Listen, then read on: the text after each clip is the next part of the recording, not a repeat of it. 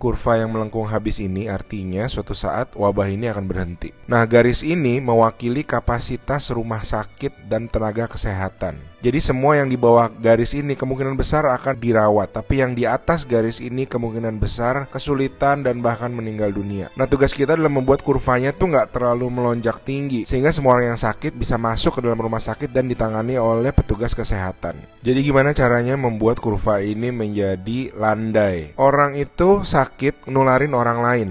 Nah, orang yang sudah sembuh, tubuhnya jadi punya imunitas, sehingga kemungkinan dia tertular lagi itu kecil atau hampir nggak ada. Sehingga caranya sebuah wabah apapun itu dari zaman dulu berhenti adalah ketika cukup banyak orang kena virusnya, lalu menjadi imun sehingga virusnya nggak bisa punya orang untuk ditularin lagi. Nah, kenapa selama ini kita perlu banget namanya social distancing atau ngejauhin diri? Animasi ini bagus banget. Ini contoh kalau semua orang bergerak bebas seperti biasa, nggak ada pikiran, semua tetap pergi konser, pergi jalan-jalan. Ini akan terjadi. Satu orang akan menularkan semua orang berbarengan, dan itu yang berbahaya. Seperti tadi kita ngelihat kurvanya ya. Pada akhirnya akan lewat dan pada akhirnya semua orang akan sembuh. Tapi karena kurvanya tinggi, banyak orang akan mati dalam prosesnya. Nah, yang terjadi di Cina dengan adanya lockdown, ditutup, membuat orang tidak sakit sekaligus berbarengan. Jadi kurvanya lebih landai kalau kalian lihat, sehingga memberi waktu untuk orang-orang menjadi sembuh dan akhirnya bisa melandaikan kurvanya.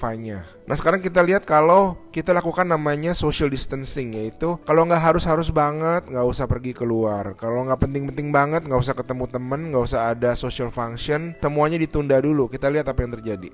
Nah, bahkan ini ada simulasi satu lagi. Kalau social distancingnya itu benar-beneran ekstrim, orang nggak boleh keluar, ada jam malam dan sebagainya.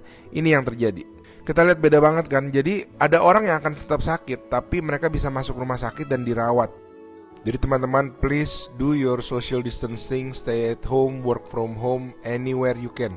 Ada orang-orang yang nggak bisa, saya mengerti, tapi sebisa mungkin lakukanlah semuanya itu.